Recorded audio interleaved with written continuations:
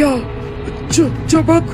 धुंध में चमक कैसे? वो झुकता है, चकित होकर धारा के पार देखता है। वहाँ कुछ कीमती चीज तो नहीं? उसकी सांसें तेज होने लगी। नहीं, मैं क्या सोचने लगा, पर ये रोशनी ये किसी साधारण चीज की नहीं लगती।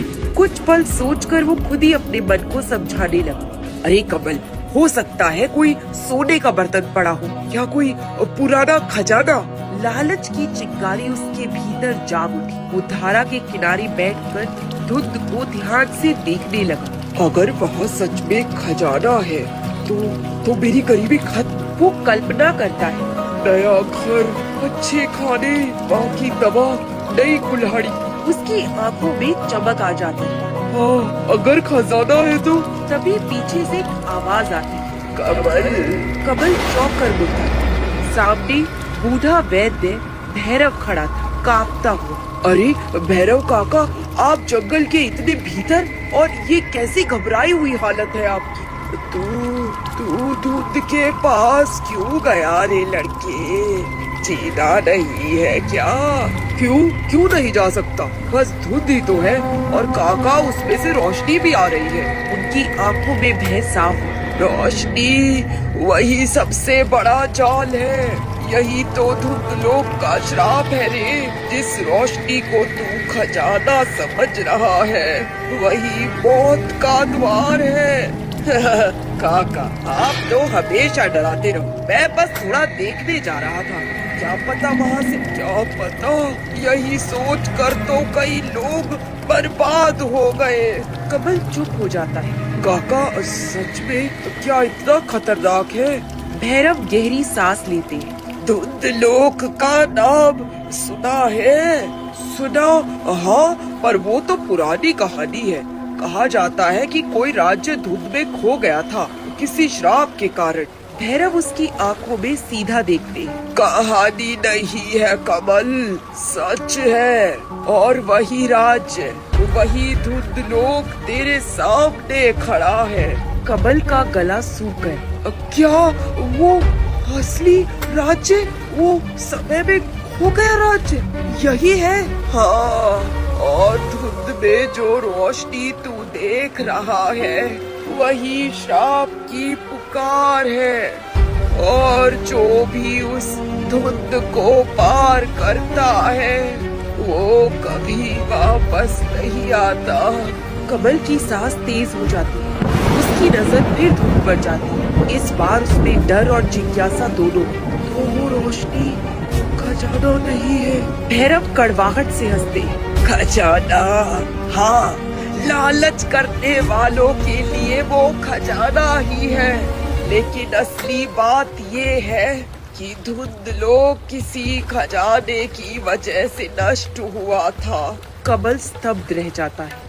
धुंध अब उसे आकर्षित नहीं कर रही, बल्कि पीछे खींच रही थी। इस तरह जंगल के शांत माहौल के बीच कमल की जिंदगी का पहला बड़ा मोड़ शुरू हो चुका था। डर, जिज्ञासा और भाग्य तीनों उसकी ओर धीमे कदमों से बढ़ रहे थे। किसी भी कहानी की सबसे खतरनाक जगह वही होती है जहां लोग जाने से डरते हैं, और अब हम उसी काली धुंध के किनारे पहुंच चुके हैं। कमल धुंध की ओर एक कदम बढ़ाता है। उनकी उंगलियां कठोर हैं, आंखों में पुराना डर और अनुभव झलकता है। कमल, सुन ले, मैंने तेरी उम्र में भी गलतियां की थी। मैं जानता हूँ लालच इंसान को कितनी जल्दी बहका देता है। जो तू देख रहा है, वो किसी सामान्य रोशनी का संकेत नहीं है। कमल की सांसें तेज हुई। काका, आपने कहा धुंध लोक सच है, फिर वो रोशनी, वो श्राप कैसे काम करता है? क्या सच में वहाँ कोई जीवित लोग पत्थर बन जाते हैं? सच आम लोगों की कल्पना से भी ऊपर है। वहाँ जो चीजें हैं, वो हमारी समझ से परे है। पर एक बात याद रखना, हर कहानी में एक मार्ग होता है, परीक्षा।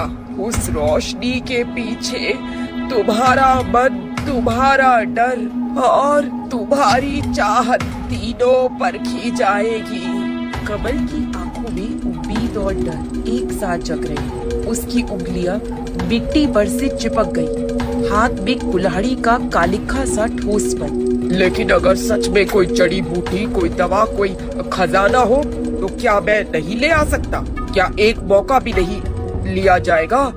तू हमेशा एक मौका की बात करता है, पर एक मौका कभी किसी का अधूरा ना रहने देता। सुन, कई लोग गए थे, कुछ लौटे नहीं, कुछ लौटे तो बदल गए।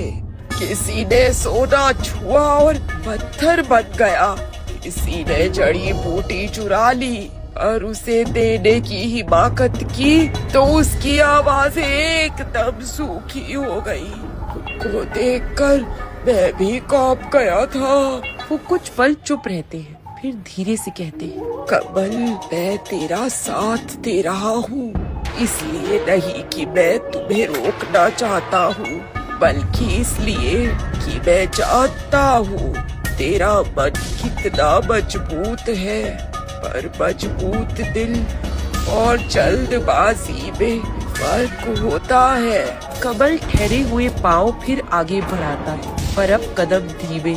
धुंध की खुशबू उसके नाक में अजीब सी गंध छोड़ती है, जैसे सड़ी पत्ती और मीठी धातु का मिश्रण। हवा का तापमान अचानक गिरता है। उसकी सांसों में धुंध की ठंड सीधे उतरने लगती है। काका, अगर मैं नहीं गया और कोई और आया, अगर कोई बीमार का इलाज इसी जड़ी बूटी से हो सके और मैं पीछे रह जाऊं, और अगर वही जड़ी बूटी यहाँ खड़ी हो और उसने तेरे मन को तोड़ डाला, क्या तब भी तू खुद को निहारता रहेगा?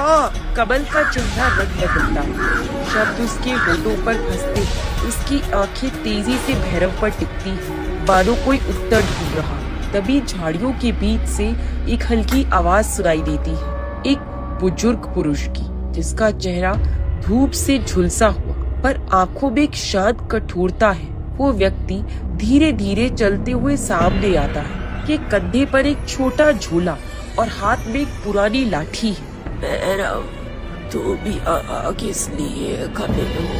और ये जवान आदमी कौन है? ये कमल है, जंगली लकड़हारा। मैंने उसे रोका था, पर उसकी आंखों में तो कुछ अलग ही चाहत है। तुझसे परीक्षा करनी थी, इसलिए बुलाया। बुजुर्ग की आंखों में एक बंद हंसी छाई, पर उसकी आवाज में गंभीरता बनी रही। कमल, मेरा नाम मधु है। मैंने अपने बचपन में भी धुंध लोग सुना है, पर मैंने कभी सोचा नहीं था कि कोई आज भी उसके निकट जा सकता है। पर सुन, सबसे पहली बात, धुंध किसी बाहरी वस्तु की नहीं, ये मन की गूंज है। तुम्हें अपने मन से टकराना होगा, ना कि धुंध से। कमल थोड़ा झुककर मधु को देखता है। उसकी आंखों में अनुभव की चमक है और चेहरे पर समय की रेखाएं, मानो उसे सांत्वना दे रहा हो और साथ ही चेतावनी भी दे रहा हो। मधु जी, क्या आपने कभी अंदर किसी ने बताया क्या सच में जो सोना छूकर पत्थर बने हुए लालची थे? क्या ऐसी ही सजा है? हाँ, और परंतु केवल लालच नहीं, कई बार ये भी हुआ है कि किसी ने सोचा मैं ही न्याय करूँगा, मैं ही ले लूँगा, पर यही विचार उसके पत्थर बनने की जड़ बन गए। श्राप सिर्फ लालच पर नहीं, असंयम पर आता है। जो अपने भीतर की कुलबुलाहट पर काबू नहीं रखता, वो फंस जाता है। कमल के भीतर संघर्ष और तीव्र हो गया। उसकी सांसें अनियमित हो रही थी। उसकी उंगलियां कुल्हाड़ी के हत्थे पर कसकर दब गई। उसके मन में अपनी माँ, बीमार गांव वाले, माँ के लिए दवा, सबकी तस्वीरें एक साथ चमकने लगी। अगर ये सच है तो फिर क्या करना चाहिए? क्या वापस लौट जाऊं? पर अगर हम लौटे तो कौन उस जड़ी बूटी को लाएगा? क्या मैं अपनी आंखें बंद कर दूसरे की तकलीफ को देख पाऊंगा? भैरव और मधु दोनों उसे देखते हैं। उनकी आंखों में सहमति और प्रश्न दोनों। फिर भैरव धीरे से कहता है, कमल, किसी भी यात्रा में 3 चीजें काम आती है, साहस, समझ और त्याग। साहस के बिना कोई कदम नहीं उठता, समझ के बिना कदम गलत पड़ते और त्याग के बिना कदम भारी पड़ते हैं। तू अपने भीतर पूछ, क्या मेरा साहस दिखावा है, समझ है या त्याग? कमल सिर झुकाता है, मन तकलीफ से करहाता है। हवा में धुंध की रोशनी एक बार फिर झिलमिला उठती है। अब वो पहले से ज्यादा नजदीक प्रतीत हो रही है, मानो एक हाथ ही बाकी। कमल की उंगलियां हिलती है, वो कुल्हाड़ी नीचे रख देता है और धीरे धीरे झाड़ी के पास चलता है। पर वो अचानक वापस पलटकर भैरव से कहता है, यदि मैं जाऊं और कुछ हो जाए तो कौन मेरी माँ का ख्याल रखेगा, कौन गाँव वालों की मदद करेगा?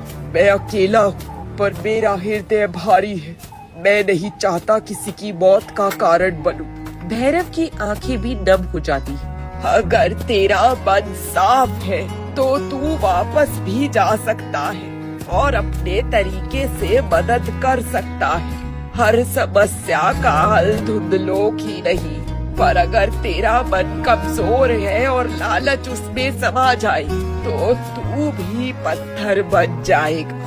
मधु सिगार की तरह हवा छोड़ता है और सांस में एक गहरी बात जोड़ता है। कमल, यदि तू जाना चाहता है जाने दे, पर जाने से पहले एक वचन दे। जो कुछ भी तू देखेगा, जो भी स्वर्णिक चमक तुझे तानेगी, उसे तू अपनी आँखों के सामने नहीं रखेगा। तू ऐसा वचन दे कि तेरे हृदय का निर्णय स्वार्थ के लिए नहीं बल्कि दया के लिए होगा। कमल ठिठक जाता है, उसकी उंगलियां अपनी जांघ पर कसकर बंद हो जाती है। उसकी आंखों में आंसू भर आते हैं, पर वो ठोस आवाज में जवाब देता है, मैं वचन देता हूँ, अगर वहाँ कुछ भी मिलेगा और वो मेरे गांव की भलाई के अलावा किसी और लालच के लिए मेरा मन खींचेगा तो मैं उसे नहीं छूऊंगा।